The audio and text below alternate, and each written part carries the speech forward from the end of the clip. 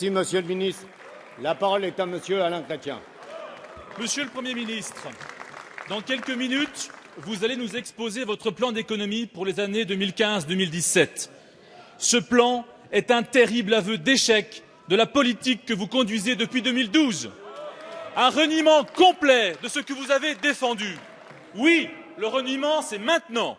Vous nous annoncez 50 milliards d'économies, mais vous multipliez les dépenses. Comment voulez-vous rétablir la confiance avec tant de contradictions? Vous prétendez défendre le pouvoir d'achat des bas salaires et vous avez supprimé les heures sup défiscalisées. Vous voulez supprimer les conseils généraux alors que le chef de l'État veut les conserver.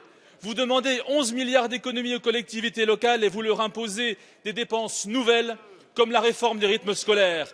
Vous affirmez baisser les impôts sur les entreprises après les avoir matraqués pendant 2 ans. Qui peut comprendre cette politique de zigzag?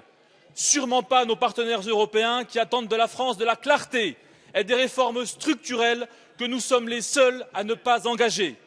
Oui, la France s'isole de manière dramatique. L'Italie, la Grande-Bretagne, l'Espagne renouent avec la croissance alors que nous battons des records calamiteux. Nous ne voulons pas d'une France faible dans une Europe forte. C'est pourtant le chemin qui se profile avec vous et le chef de l'État. Alors, à part un incroyable coup de rabot supplémentaire que nous proposez-vous pour renouveler notre modèle social et redonner confiance à nos partenaires européens? Merci.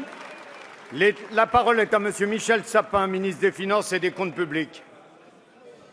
Merci beaucoup, Monsieur le Président, Mesdames, Messieurs les députés. Monsieur le député Alain Chrétien, nous ne sommes pas là à cet instant pour polémiquer sur ce que les uns ont pu faire ou ne pas faire, ce que les autres ont fait ou n'ont pas fait.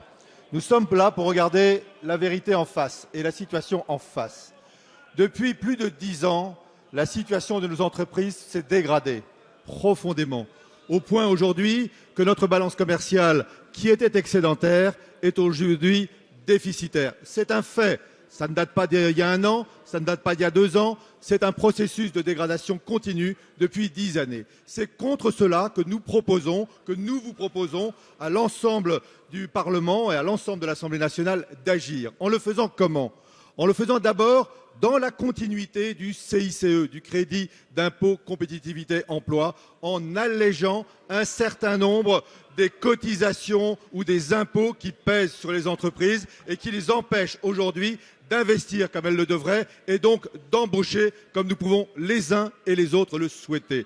Nous le faisons en finançant l'ensemble de ces dispositions, y compris les dispositions de justice sociale, parce qu'il faut aussi soutenir la demande de ceux qui aujourd'hui sont les plus modestes. Nous le faisons non pas comme vous avez pu le faire, comme nous avons pu le faire, en augmentant les impôts, mais en maîtrisant la dépense et en faisant des économies. Et c'est cet équilibre-là qui est parfaitement compris par tous nos partenaires. Non, monsieur le député, je peux vous l'affirmer, nous ne sommes pas isolés en Europe. Nous travaillons avec les autres pays européens, non pas pour obéir à je ne sais trop quel diktat, c'est l'intérêt de la France. Parce que oui, la France a besoin d'être forte dans l'Europe, mais l'Europe, pour être forte, a besoin d'une Europe forte. C'est ça le pacte de responsabilité, c'est autour de ce pacte que nous vous proposons aux uns et aux autres de vous rassembler.